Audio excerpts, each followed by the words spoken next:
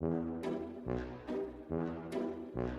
views and opinions expressed in this podcast by the host and or the guest do not necessarily reflect the views of the host and or Paranormal Buzz Radio and or its sponsors. Use of any material produced by Paranormal Buzz Radio without express written consent is prohibited. Paranormal Buzz Radio will not be held responsible for you holding your knees, crying, and rocking in a corner in a puddle of your own urine, or being beheaded by a group of children in a cornfield. In fact, if you come across a group of children in a cornfield, we promise to make fun of you as you run away screaming in terror. Listener discretion is advised. Paranormal 5 is bringing you Para Peeps New England to help showcase some of the best in the paranormal and unexplained in the area. Their goal? To show the strength of paranormal unity by giving everyone in the field a voice. Join them as they discuss everything from haunted locations, aliens, metaphysical, cryptids, and much, much more. So sit back, enjoy the show, and as always, thank you for listening.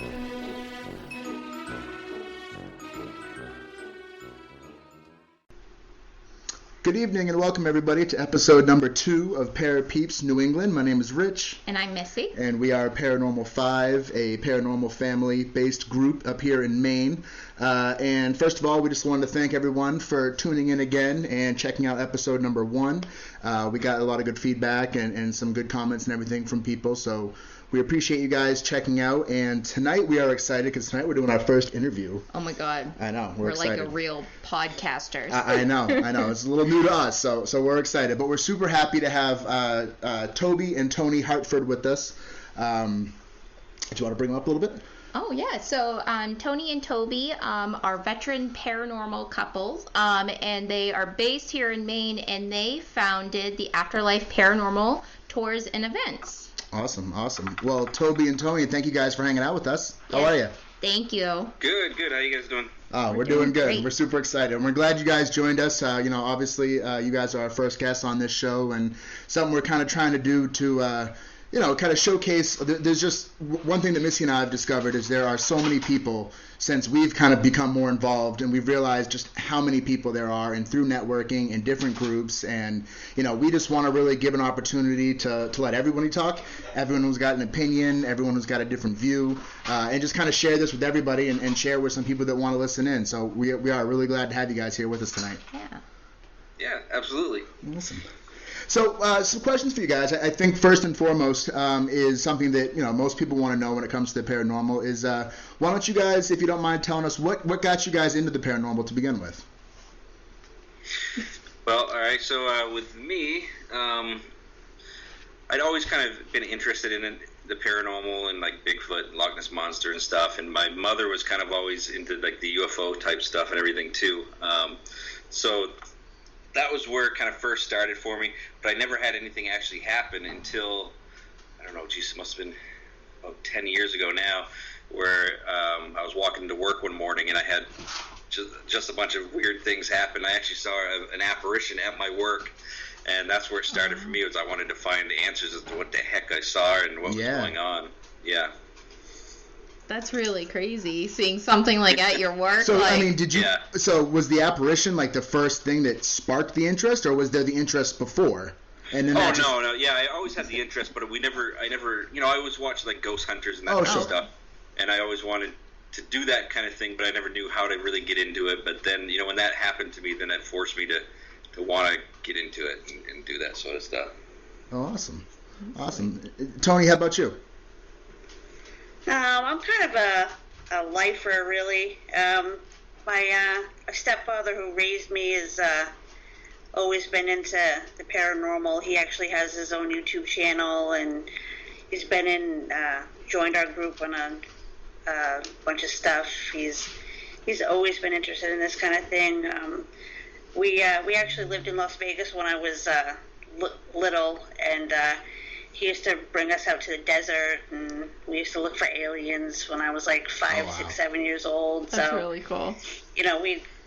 I've been interested in all kinds of stuff since, I kind of had no choice really. So I've been watching sci-fi since I was like 3 with him. So nice. And I grew up liking all kinds of fantasy sci-fi. So when I was in college, actually, it kind of was more. I went over to Ireland my junior year of college, and I went on my degree is in anthropology, so I did an archaeological dig over there, and I kind of really was looking into a lot of different religions and stuff, and I like, the occult and all that kind of stuff, and I like more of a broad range of kind of things like that, from, kind of like more of the old school kind of thing, rather than like he likes the kind of techie side of stuff, and I like the, looking more for the spiritual side of things. Well, and I think that's really awesome, and we actually talked about in our last show that,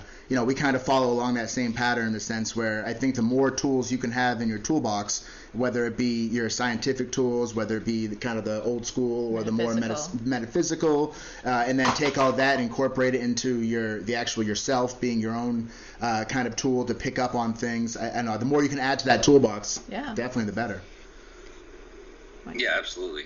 Nice. Yeah, we're a pretty good mix like that because, like she said, I'm into all the technology stuff, and we've got so much stuff that I don't even know what I got half the time. And then, she does like a lot of tarot readings, and she'll read different locations that we go to and get a sense of what's going on and stuff too. So I like the history of things, and I have so much random knowledge of stuff. It's not really helpful in everyday life, but like an anthropology degree, but sure, it is what it is. And this it is. And do you guys find that having the kind of the two different styles help to validate each other? Yeah. It isn't for politics, but right. No, definitely. That's funny. Funny. I love that. I love being able to bring the both. Like Tony, I agree with you. Like I love the history. I love going in with that. Like kind of using myself as the tool, and the random facts in the same way. Like. Yeah. With that, so I love that. I can dig that, relate to that. And having experience on both the East and the West Coast, do you have a preference? Is there a side that you feel like you get a little bit more activity on when it comes to coast?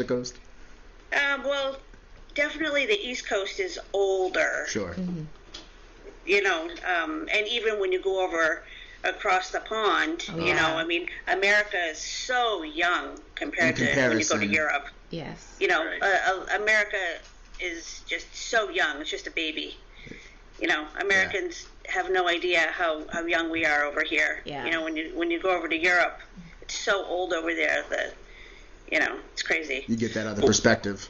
But what's amazing, I think, too, is you say East Coast, West Coast, but even we were in South Carolina. We just moved back. We were down there for a year and a half, and just from being down there to up here, there's so much more activity, I think, in New England, and it's out in the open more too, I think too. That's probably why it seems like there's more activity, more locations. Yeah. But in South Carolina, being part of the Bible Belt, it wasn't prevalent at all. I had a hard time just finding locations to check out and stuff. Right, especially when you're battling different belief systems and everything. Yeah. Which is really crazy because you have these big locations, like you have St. Augustine, you have New Orleans, you have Waverly Hills. I'm trying to think of other places, like you've got Moundsville. Moundsville, yes, is in Virginia, West Virginia, like Allegheny, Trans-Allegheny. Like you have these big haunted locations down there, but it's still like they're very strict in their ways and how, like you said, the Bible Belt. It's, yeah. Awesome. We didn't dig it down there. You didn't. Sorry if they did. I couldn't take the heat. Like, I know that. I don't like sweating. Running from AC to AC. Yep. I did a week in Florida, and I think that's all I could handle. But right. Awesome. Well, so tell us a little bit about the group, the Afterlife Paranormal. And I saw in you guys' bio that you guys do different tours and different events. Can you tell us about some of the stuff you guys do? Yeah, sure. Well, we started out originally. We started out kind of working with my brother Travis, his group, and we did that for probably 6 or 8 months, and then we kind of broke off and did our own thing. We called it Maine Afterlife Research Society. So we did that first, and we had a group of I think 5 of us that were together. But it got so it was hard to get everybody together and everybody on the same page and all the different personalities, and it was we kind of wanted to do it to spend time with each other and not everybody else. And so when we moved to South Carolina, we kind of were doing our own thing down there. That's kind of how the Afterlife Paranormal started, was just being down there because we didn't really know anybody. But so as far as like the tours and events, kind of that my idea was to like I said, used to watch Ghost Hunters, and I loved watching that show, and I always wanted to get into it, and I couldn't, or I didn't know how. And so kind of the idea of when we do events, is to put it on so that the average Joe that's curious in the paranormal field can come and do it and use equipment, actually see equipment they've seen on TV and be able to get their hands on it. That's kind of why we put it together, was for that reason. And then we do, a lot of it is also it's fundraising for these historical locations. I mean, Absolutely. I know at one point we were like the old Red Church in Standish. We were their biggest fundraiser for like 3 years in a row, and Wow. Awesome. and we donated a lot to Parsonsfield and Parsonsfield Seminary, and other places around that we've done these tours at and stuff. Is really to kind of upkeep some of these historic locations. That's awesome. Awesome, and it's awesome these historic locations are willing to look at their building. That might be something new for them, but again, it's bringing new interest, keeping it fresh and keeping it in the eye. And I mean, we totally feel the same way. I mean, you mentioned Parsonsfield Seminary, and we were fortunate enough as well to host an event there and raise a little bit of money for them. And it's great. You're making great connections with people, and you're bringing people in, and you're keeping that history fresh. Yeah, exactly. Yeah, and preserving these locations too, which is awesome too. Especially here in New England, we have so much historical locations, and just trying to keep them alive, not to forget what happened. Yeah. Yeah, I think we were, you guys and us, we were the only ones that even did events in Parsonsfield this year. So I think we were their only fundraisers for the whole year. Because of COVID. Yeah, no, I actually volunteer there, and we pretty much were their only event. They did their little Halloween haunt, the drive-through, which they did have a pretty good turnout, but not nearly as much as whatever. And that's a nonprofit organization, so doing events like this really helps them.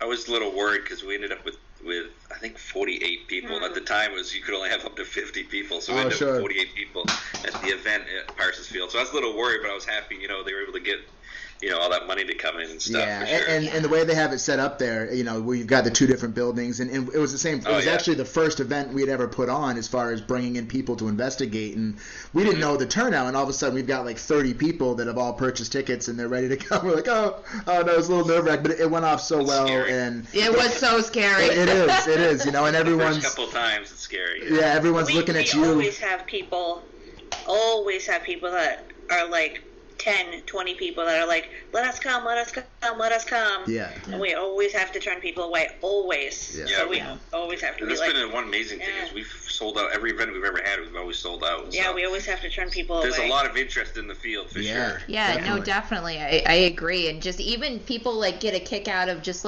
investigating with investigators. Not even necessarily that they're investigators themselves. They just want to try it. Why you started doing and this, I think one of the things you had mentioned is how these events are a good way to give people that wouldn't have the opportunity to have these tools, and which to us that really hits home because as obviously from who we are, we're a family, so we have kids that are really interested in this and well. So to have these kind of events where we can bring our kids, or you can bring somebody in that mindset who wants to learn and who wants to get involved, and sometimes just talking about it, when you can actually put somebody in the environment, it you capture all kinds of new feelings for it and attractions to it. Yeah.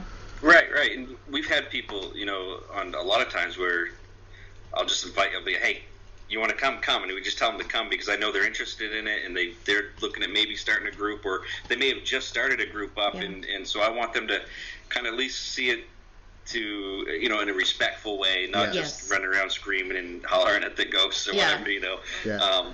So we always try to, let them do that type of thing, and even just a couple months ago, I met up with a group down at Anderson Cemetery. These two kids that had messaged me and wanted to get into paranormal, so I went down there and spent a Sunday down there at Anderson Cemetery and showed them my equipment and walked them through everything. And they've actually started a group up themselves now that we're actually, you don't even know this yet, but we're shooting a series for we're shooting a series for Christopher Brown, who's a psychic medium. Yep. So I've been shooting a series for him, and this other group of these new kids that are just starting out and doing it, we're actually going to film them working with him at a location. Awesome. So that's going to be coming up soon too. That's awesome. Like, I love hearing stories like this, of just bringing other people together, trying different techniques, doing, like, I love that. I love hearing that. That's awesome. Well, that's how I found you guys, is your events you guys are doing, or just the get-togethers doing Sanford and everything. I thought that was really cool. Yeah. No, and it's totally, you talk about bringing people in. I mean, that was, we had just moved to a new area ourselves, and, we're trying to, you basically have a chance to kind of start over, start fresh in a new area, and that's what we wanted to do, was kind of create this almost of a support group. This is kind of how we looked at it at first. We kind of wanted to be like the weirdos. We wanted everybody to know as soon as we moved here that we were the weird family. Had to make a statement, yeah. And so, just again, in doing so, you learn that there's so many people that have interest, and when you start giving these individuals an outlet, whether it be just to come and listen, whether it be to talk or share stories. I mean, we talked about in our last episode where, some of the things that people would come that were just dying to talk about, family experiences or personal paranormal experience they're having with what they think is a loved one. And you can just see, like, they're pouring out like this open book. Like, they've had all this they've wanted to talk about, and they didn't have an outlet or a way to talk about it. So we fully appreciate and are on board with that, giving other people the opportunity to learn and to try this out. Mm-hmm. Right. Well, awesome. So, again, reading through some of the stuff in the bio, Toby, it looks like you have a background in criminal justice. And so I was just curious, what is it that you took away from that, or how do you, or if at all, do you bring that to what you guys do today? So I went to college for criminal justice. I ended up with a ruptured appendix and went to the hospital for it, and I ended up getting out of the hospital, and I had to go to work to basically pay all that medical bill and whatnot. So anyway, I didn't finish getting my criminal justice degree, but I went for a year and a half, and so I did learn a lot of different investigative techniques, and I think that's one of my things is to, I always, just for instance, like when you're taking photos, I always make sure I take 3 photos so I can tell if there's something that's happening, one that's not happening in the other 2 photos, and just like trying to be more organized with the whole thing, keeping track of what's going on. Yeah. Definitely. Yeah, that's awesome. Definitely with the techniques and everything like that. Yeah. And Toni, you had touched on a little bit before, but and I'm actually really curious because I had to look it up and see what it was all about. But your the bioanthropology and your background in that, and from what I saw, is it the study of like human evolution? Yeah. Yep.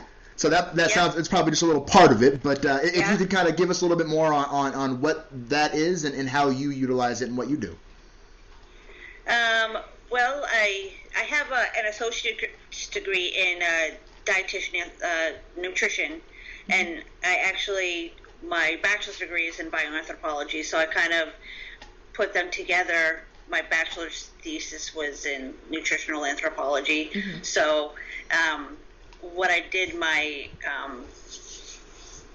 dig on, when I went to Ireland, I kind of dug up an old Viking site and took some, bones and an old cook site that they had, and you just kind of reconstructed prehistoric diet and kind of took a modern day diet and saw what the difference was and kind of put it together to see how modern humans lived and the evolution of, because you can see how people live just by looking at their bones. Yes. See how their nutrition was, because they're kind of like trees, bones are. They have striations, circles in them. Yeah. Yeah. Yeah, it's crazy. Wow, that's really interesting. You can see people's health and all that. So that really has nothing to do with it. I just like to talk about stuff like that. No, but that's really cool. I didn't know that, the bones in the tree, how they could be similar. Yeah. But I can totally see that. So but it's all kind of relative like that, and spirit and all that. And I just like the history of stuff.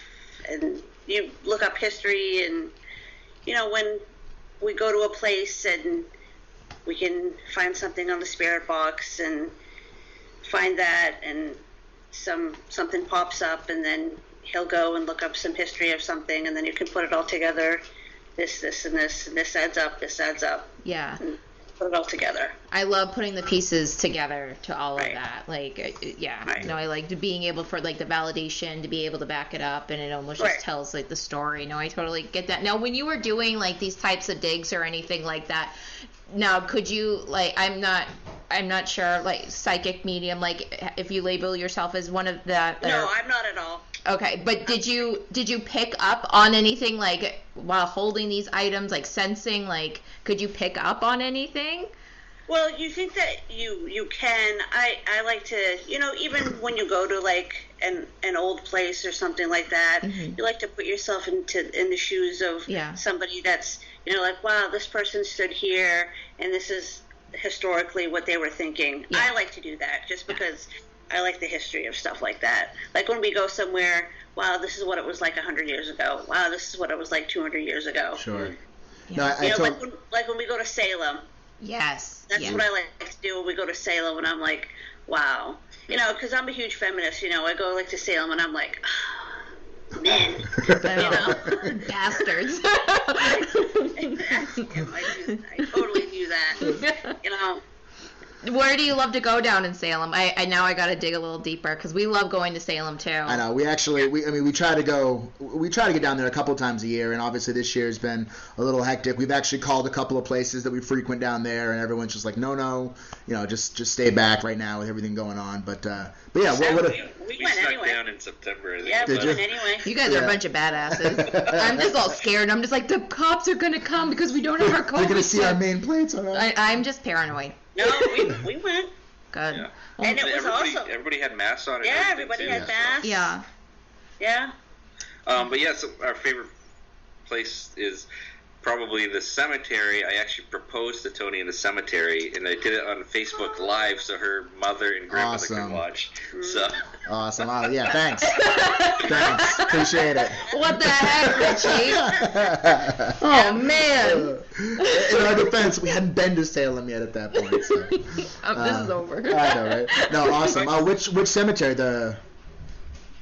which one is that? It's the one that's right in town. Is it the old burial ground, like the one, the people from the Mayflower and stuff like that? Yeah, I love that one for sure. We love Howard Street. It's like kind of like off the beaten path. Yeah, that one's off by, Yeah, and we like that one. In there with it, and it gives it a good vibe for sure. Yeah, no. Have you guys ever stayed at the Hawthorne Hotel? No, we walked through there and stuff, but I have a friend, Steve, that lives in Salem, and we actually did an investigation at his house, which was really cool one time. It was the night that I proposed to her. That's why I used the excuse why we're going down there was for this investigation. So, that's so cool. But that was really neat.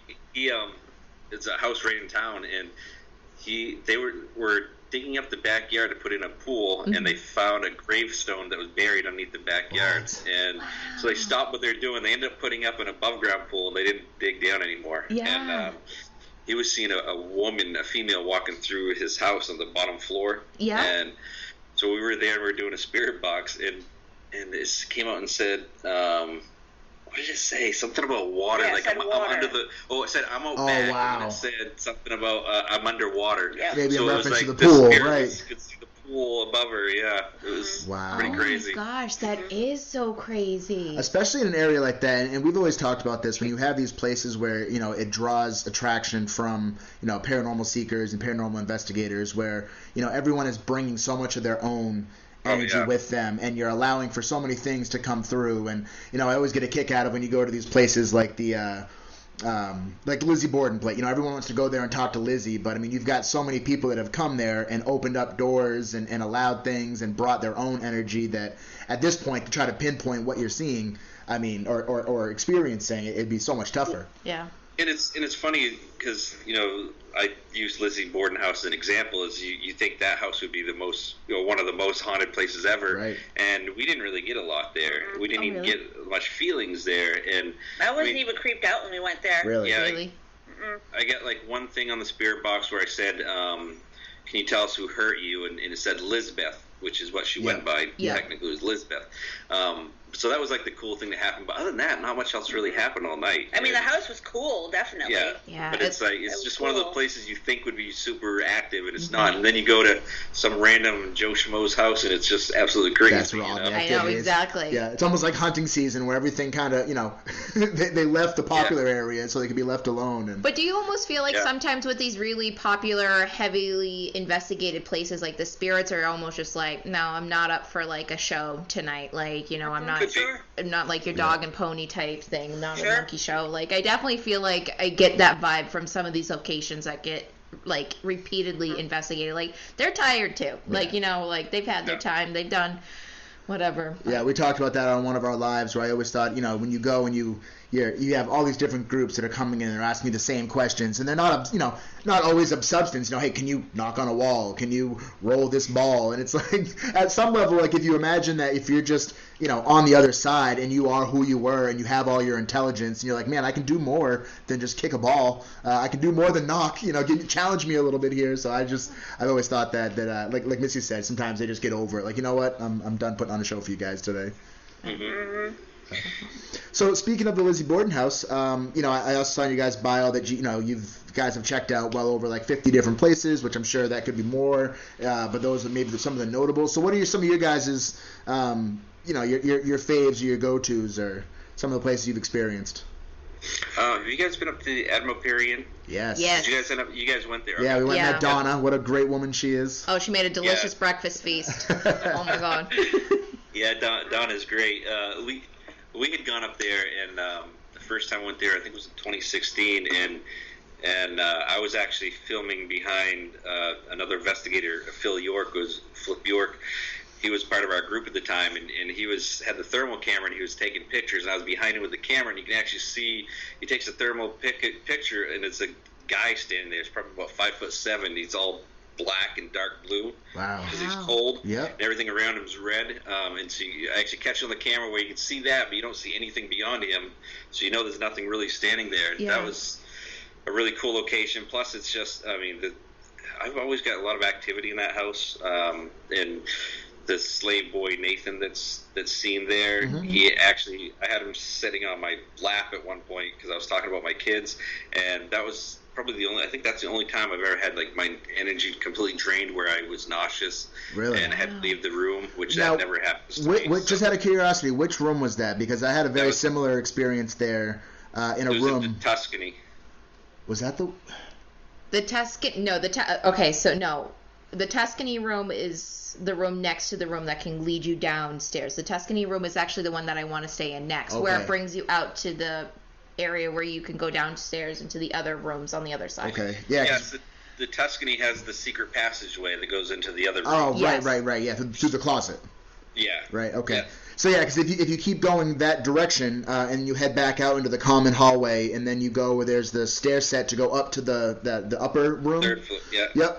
Well, right underneath that room, I forget the name of that. The stair. Yeah, it's that one there. I remember we had gone in there, and it was like and I'm not one that really claims to pick up on much, or and for whatever reason I felt in like full blown panic attack where I couldn't catch my breath. That's what happens in that room. Yeah.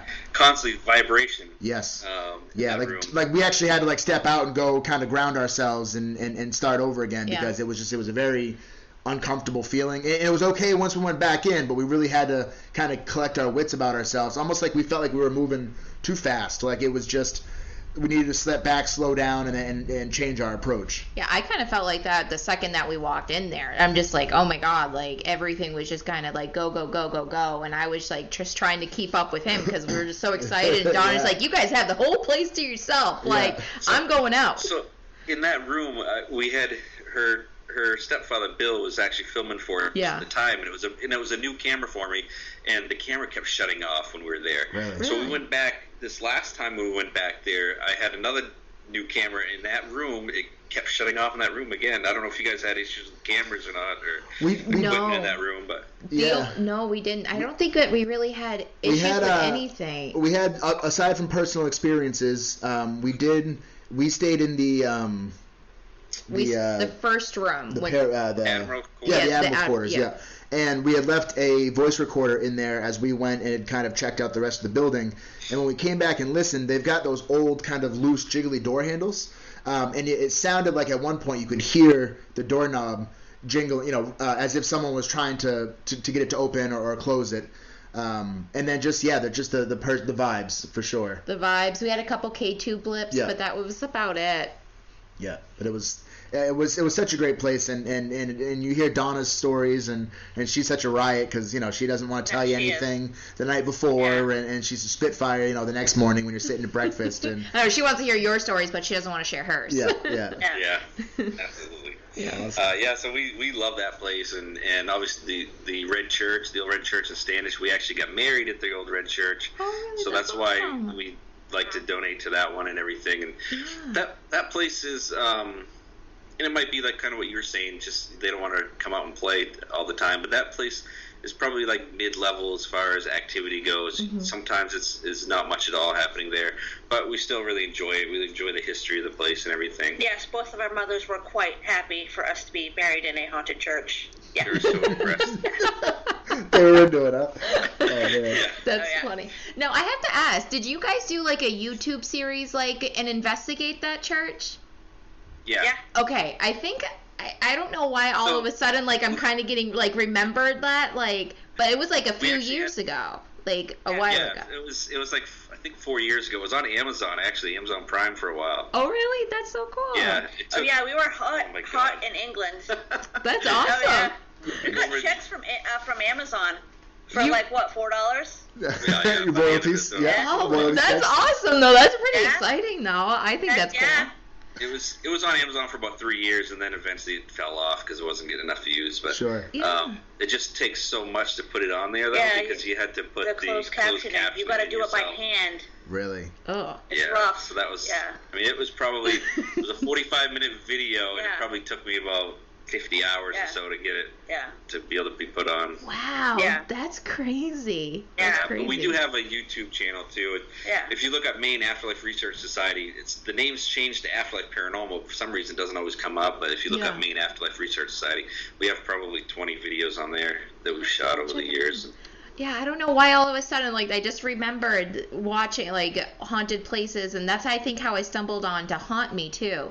And I think I remember watching that. Their stuff's way better than ours. We did another one too where we did our favorite local Maine haunts. That was one of our first videos we did, and where we were located, we were able to drive up to Poland Springs Resort. Yeah. And then we filmed there for just a few minutes, and then we went to the Hitchhiker of Route 26. Yeah. And then we went down to Brown Cemetery in Wyndham, and then we went to Anderson Cemetery in Wyndham, and then we went to the Red Church, and then went to Parsonsfield. Wow. So it was this whole big loop we did in one day, and just kind of filmed real quick and made it into our favorite Maine haunts or whatever, and did that. That might have been the one you saw too. Yeah, that one does sound familiar too. Awesome. No, at the church, they've got this where you go in and you sit down and it closes the door. It's one of those type churches. So that's that's old. You don't see that. No, where it's the pews where you go in and you sit down. It's almost just it's a box. And people you had to buy those. Yeah. Your family bought those spots. Yeah. And then they could decorate them however they wanted to and everything. And then you willed it into your family to your kids and stuff. Wow, I didn't know that Stayed in the family to generation to generation. Have you been to the Red Church? No. Oh, we'll bring you once they let us sit back in. Yeah. I was talking to Charles, the guy, the curator for it right now, and right now they're not really letting anybody in. Yeah. But when we can get in there, you guys got to come out and check that place out. It's awesome. It's beautiful. Yeah, no, definitely. It sounds fun. I just I'm a sucker for the history, so I would love that. Yeah. Be able to walk through for that. So, and kind of talking about the YouTube series and whatnot, I was going to ask you guys about, you talk about specializing in reality, paranormal, documentary presentation. Is that kind of, is that fall along the lines of what you guys do on YouTube? Yeah, just basically, trying to capture everything that we're capturing at the investigations and kind of make it so that people can kind of go along with us and see what's happening. And I mean, we're not like Zach Bagans where we're screaming at every little thing and stuff like Everything's that. Everything's a demon. It's a lot more laid back than that. And of course, there's a lot of the spirit box with the noise and stuff. So it's funny because the first 2 or 3 years doing it, it was pretty rough, And now I think we've gotten better, and I mean, I've upgraded the equipment through the years, and like the camera I've got now is really good. So, like I said, I'm shooting a series for psychic medium Christopher Brown. Yeah. It's called it Soul Searching, and it's going to be like a 5-part series. We shot one down at the Conjuring House already, and we've got like 2 other ones lined up in the next month or so to shoot. But I'm actually kind of really enjoying doing the video part of it myself, and we'll see how that goes. But no, I can totally relate. I feel like for myself, my interest is definitely deepest rooted in more of the scientific side and using the tools and capturing the video, and and it was Missy that really kind of brought me to the other side. More of the metaphysical, the spiritual side, the trusting your intuition. So it's been a huge learning experience, and it's been awesome.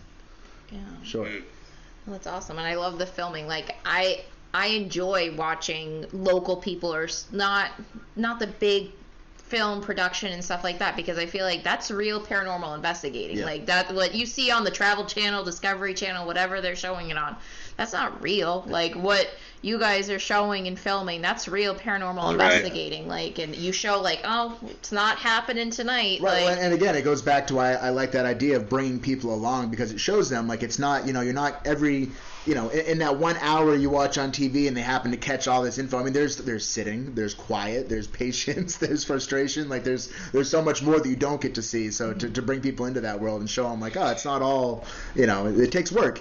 It takes dedication. How I start out my events is one of the first things I say, who watches Ghost Adventures, who watches Ghost Hunters, and everybody raises their hands, and I say, well, this is nothing like that. This is nothing like that, yeah.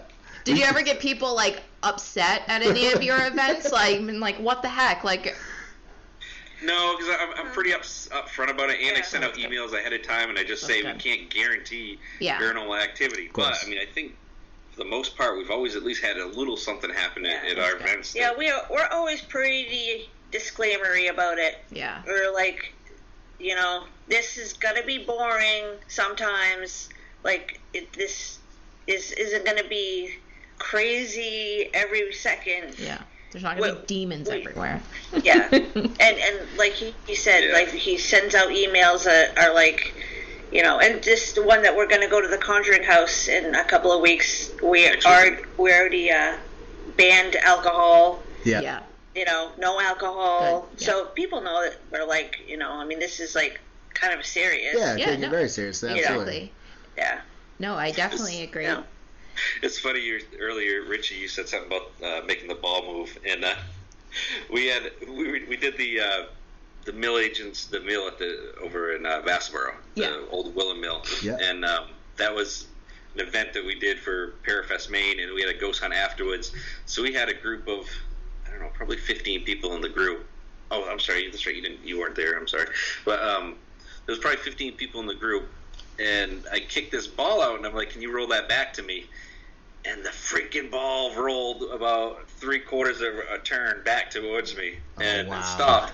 But I was just like floored, because you don't see that every day. Sure. I mean, I've only seen something move very few times, and to have that happen in front of everybody else, I was just like, hey, the night's already made now. I mean, everything else, you can't top that. Everything else is cake after that. So that's crazy. That is a really like mind blowing like. I had one of the cat balls light up on me as I was walking away from it, and I was just like, oh my God. At the ranch? Yeah, I was just like, oh my God. Like, I almost like crapped myself. I was so excited. I'm just like, we're done here. We're done. And it's funny, and you try to go in as prepared. She's referring to a place we just gone to, this ranch that we'd gone to up in Maine, and there was a lot of history of prior ownership. There was a lot of actual animal activity. Excuse me, and. So we went in there, and you're as prepared as you can, and then things start happening. Like in this case, you had the ball that rolled. We had at one point we were just, everything had gone quiet. We were doing some spirit box sessions, and it sounded like they have a metal roof on this particular ranch, and it sounded like it started hailing outside, to the point where we actually stopped and was like, hey, let's go make sure that we're not getting some kind of, we want to rule it out, obviously, and we go outside, and it's this beautiful, clear night sky, and it sounded like there was so much scuffling and scurrying going across in the top of that, and then it changed the whole, all of a sudden everything got really intense. It was great. Wow.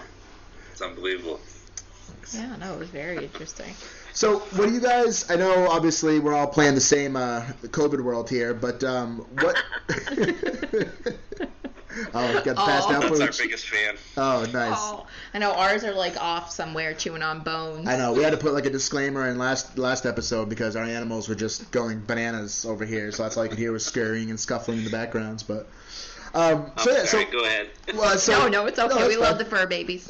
I was just curious. Obviously, I know with COVID things are tough right now, but what do you guys have lined up for events coming up? Or I mean, I know you guys talked about the Conjuring House, but do you have anything else that you want to put out there? Right now, no, we don't. I gotta start getting on the ball, but no, we have the Conjuring House next weekend. That was sold out the first week I advertised it, so that was pretty cool. Awesome. And we're gonna be spending the night there overnight, so it's an overnight investigation. But Travis and I do a lot of things together, my brother, and we've talked about doing Swan Island again. That was a really cool event. We rented the whole island out one time about 2.5 years ago, I guess. Mm-hmm. And so we rented the whole island out, and we brought, I think there was about 30 people, and we were able to investigate the whole island. We tented out and everything, and it was awesome because there's still some houses out there on the island, and you know, there's a lot of Native American activity that goes on out there. There's an old cemetery out there, so it's pretty neat. We call this Stranded on Swan Island because once you go out on the boat, you can't You're get there, back right. until the morning. You're stuck, So, yeah. so we call tough. it Stranded on Swan Island. That is so cool. So Yeah, we it is talked a about fort as well. doing that. Yeah, no, What's that that? would be awesome to be able to stay on Swan Island. Oh, man. Oh man, that would be intense because like that's like real like survival. Yeah. Like, Like you said, you get like in a mode like, oh my god, like I'm stranded. I felt that way about wanting to get out to the Isles of Shoals, too, out to Star Island, and Oh yeah, that'd be cool. yeah. So you guys, so you got the Conjuring coming up, and so you've investigated there before, and because we're excited too. So we're going there At the beginning of April. So anything. We do have Parsonsfield, but it's not an event. That's one that we're shooting for that series at, and that's awesome. I think we're getting the what is it called? The Heritage Center down in Portland. We're gonna shoot I'm not sure of that one. there. The Irish okay. Heritage Center. Yeah. Yeah, we're gonna be shooting there, and then, like I said, hopefully maybe Swan Island for the spring. But it all depends on this COVID stuff too, really. I've been happy that we've been able to do some events, even though we had COVID, which was good. But typically we try to do like one event a month or something, which we haven't been able to. But we've probably done at least one every couple months. Well, that's good. Just I know, trying to keep things as normal as we can now. Just straight up sucks. Like, Yeah, and that we both work. We were just talking. I mean, we only have 2 days a month off together right now, so oh wow. that's not good. It makes it hard. Yeah, but no. It does make it it's hard. you know, I mean, we both work a lot of hours and everything, so that part is hard to do with the paranormal too. Yeah. You can't stay up all hours of the night when you got to work in the morning, you know. So No, I feel you. I know I work weekends myself, so you know, of course, and that's when everybody else in the world wants to get together and go do these events. So I totally feel you on that one. I know. Yeah. I know, like after our long night at Parsonsfield, we got back at like 1 o'clock, probably closer to 2, and he had to go to work for like 4 o'clock in the morning. Just tell them. Luckily, the boss. nap. Yeah, exactly. Quick power nap and recharge. Not to mention just being drained. Do you guys? Is that something that you guys find as well after an investigation that you're just physically like you're almost hungover? Like you've got this set. Hungover. Yeah. It's a real thing. Like, and It is. And I feel like even it's for people that aren't necessarily sensitive or whatever, like it's like across the board. Like obviously you're exhausted from staying up all night, but just also just like it's almost like a huge adrenaline rush, like too, that I feel like you have. And Firing on all cylinders during the night, and then You know, I find too is we do a lot of times we'll do investigations from like say 7 to 11 at night, and then we're out of there, and because a lot of times stuff really slows down. I find it slows down after like 10 or 11 o'clock at night. It depends on the place. There is some places that I know of that it does get more active later on at night, but people when they were alive were only moving around from the Right. until about 11 o'clock at night, and they're in bed sleeping. So Right. I feel like that's probably a lot of residual energy and whatnot, but that's like where you get more activity. I feel is earlier in the night anyway. Yeah. But even so my point was, even though I get out of there at 11 o'clock at night, I'm still hungover in the morning. Yeah. Oh yeah. So. No, I agree, totally and I think too. You mentioned that time frame. I mean, again, so under the assumption that it does take spirit so much energy to manifest, and even an intelligent hunt. So if you've spent that first 4 or 5 hours trying to get that, and they're trying to show you, if they are responding, like they're just as tired as you are at that point. Like they've exerted so much energy that it would make sense that it would slow down after that. Yeah, no, definitely, I agree. Yeah. Awesome. Anything else you got here? Yeah, so kind of just some fun random facts that we're kind of just nosy about too. Of just like, what's your biggest paranormal bucket list place that you would love to go to, and why? If you haven't already been there. I'd like to go to New Orleans. New Orleans. Yes. Now, is there a specific spot or just kind of just anywhere? Just the witches spot. I just want to see witches. No, definitely. That's a good spot too. To head on down there and see. I would love to go to is it number 3 grave, cemetery number 3 or something? Yeah. Like with Marie Laveau, like where she's buried and stuff. I'd like to see some authentic voodoo too. Yeah. No, actually, I know that's the home. I'll never remember the name of the young couple down there. I don't remember their name. The tragic situation there right after Katrina went through, there was that couple that stayed down there, and it ended up being there was a murder-suicide that took place in the home. I can't remember their names. I'm drawing a blank. Wow. But it was it was a couple of different groups have been there. I think trying to draw. And the house that they used to live in was like an actual like old like voodoo temple. Yeah. And I think Bloody Mary, one of the voodoo priests now, like she owns the building or something. I don't know. I think a couple people have gone and investigated. And Southern food. Let's be real here. Let's get down there for some good Southern food too. Hey Toby, what about you? She got to go to Ireland. I want to go to Ireland. I've actually looked at setting up like a week-long trip where you can fly over there. You can stay in castles and tour the whole countryside. It's gonna be like $3,000 for the two of us for a week, which isn't bad. It's not bad. It includes airfare and everything. Yeah. So, it's like they call it the castle tour or something. So you get to spend a night in all these different castles. So that's I really cool. I would love to do that, or some place that would probably be more apt to happen. But like the Winchester House, I think would be cool to check that out. For many reasons, I think from the paranormal side, but also just to get inside the mind of Sarah and what she was putting together down there. No, that is really interesting. Now, that would be cool. Like, is Lep Castle on one of those castle tours? Because that would be amazing in Ireland. I'll have to check. I'm not sure. That would be cool. See, I like my feet on the ground, so I'm kind of limited. So can't go to Ireland. On a plane would be rather tough. If you guys do that, I'm going to curiously live my life through you guys. You got to film everything. We've been really lucky that I think because both of us at this point in our lives just like kind of do. I don't care what anybody thinks about what I do anymore. Like I don't care. I've seen so much that's happened in the paranormal field that I know it's real. So we kind of go do what we want to do. So we've been able to go to Lizzie Board, and we've gone, obviously going to the Conjuring House and stuff. We went to Admiral Fell's Inn down in Baltimore, Maryland. That place was awesome. That was really cool. The whole town is like, it's got cobblestone and everything. It's a port right in Baltimore. That was really cool. And I mean, we just kind of we just do it. Like, we don't care, we go and try to do it. That's interesting. I have family my mom grew up outside of Baltimore. I've gone to Baltimore many times, and it's definitely not the same, and it's kind of like a little sketchy, but it's a beautiful town, like the historical Edgar parts. Allan Poe house, and that's in the ghetto. Yes, yes. I would love to see totally in the ghetto. Yes. There's one, I forget the name of the cemetery, but there's like this huge, massive cemetery too that is like allegedly very active, but it's also very like not safe to visit either. Yeah. And also the guy who allegedly, or one of the guys who allegedly came up with the Ouija board, I know that his tomb is down there as well. Like he's buried down there. That would just be amazing to see. Yeah. Yeah, when we were there, we actually ended up driving over, and like one of my bucket list places was Ford's Theater, where Lincoln was assassanated. So we got to go over to Ford's Theater and check that out. That's really cool too. Yeah, and that whole like trail of I'm drawing a blank of Booth, like where he took and everything like that. The trail of where he left when he left it after he assassinated him. Wow. Yeah, no, that's a really cool. Yeah, that area is really interesting. I love visiting down there. Yeah, you gotta hop on some planes for some stuff.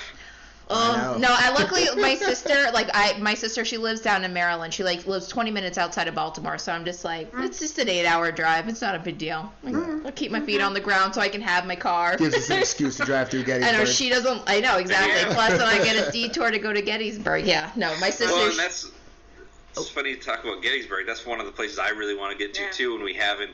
I had an event set up for Gettysburg about 3 years ago where it was going to be, we were taking a van out and having up to 10 people. I had a house set up that it's an old Civil War house that we were gonna stay there for 2 nights, and there was like a pub ghost tour. So you drink a beer at a pub and you go through the tours and you hit another pub. And so I had that set up for one night, and then we were gonna ghost hunt the house and everything, and then tour Gettysburg during the daytime, and I had it set up where I think it was going to cost about $300 or $400 a person. Yeah, but that would include your ride down and everything. Yeah. Yeah, I thought that'd be cool. So if you ever want to know what, I would totally help you. I would partner. I got you. Yeah. I'll be your personal tour guide. It's amazing. Missy, she's been going down there. This is like their show, so I don't want to take away. That's true. We can't dive into it, but I will say, she introduced me to going down there, and it's amazing. And you talked about, with the bioanthropology as far as being in and trying to put yourself, you had made a reference or in Salem, putting yourself in that moment and trying to experience what it was like then, and that's how I feel down there. You go down to like Devil's Den you see these beautiful rocks and these beautiful things that were there, and you touch them and you can almost see like, okay, there were people laying here, there was blood here, there was there was death, there was fear, there was victory. It has everything, and it's right in that soil, and you can't help but just feel it, and you're like electrified while you're down there. There's been sometimes like you get very emotional in some parts of it, just thinking about it all, and just same thing down in Salem. A few times, just like, oh my God. But so long story short, let's get that trip put back together. That'd be so much more fun. That'd be great. Awesome.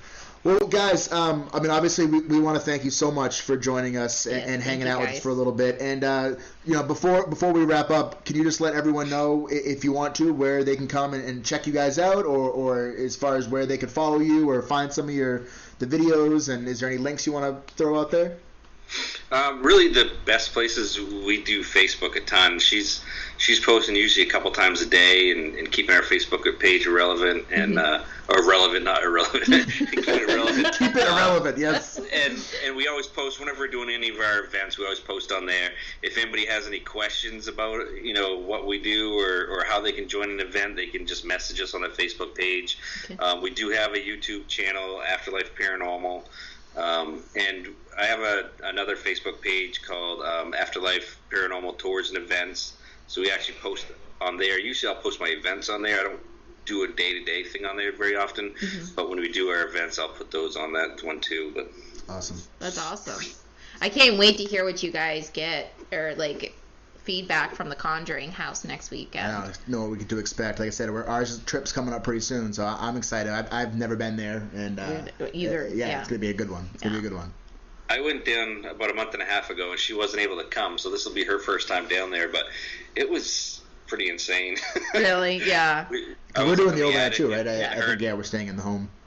Yeah, I was up in the attic and I was filming, and I heard kids giggle behind me. And that freaked me out. I'm like, whoa! And then again, we were down in the basement, and I said hello, and it sounded like a girl said hello back. When I replayed the video, it sounds like she says "mama," and there was nobody around. It was just me and Christopher down in the basement, and everybody else was upstairs. Wow. So that was pretty cool. So yeah, I'm excited to check it out again. Awesome. Yeah, no, that'd be cool. Goosebumps already. I can't wait. I know. I'm so excited. I'm excited for you guys for going down. That'd be fun. It'll be a good time for sure. Awesome. Well, Toby and Toni Hartford of Afterlife Paranormal, again, we just want to thank you guys so much for hanging out with us and spending a little bit of time and talking with us.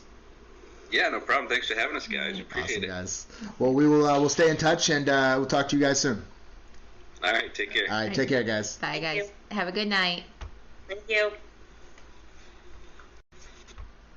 Well, awesome. So that, again, was Toby and Toni Hartford of Afterlife Paranormal, our first guest here on the Parapeeps New England show. I think it went pretty smooth. Pretty well. They're pretty badass. Yeah, so definitely Awesome. check them out on Facebook. Definitely go check them out. And I'm sure through Facebook you can find some links to some of their videos and everything that they were talking about if you want to go and check them out.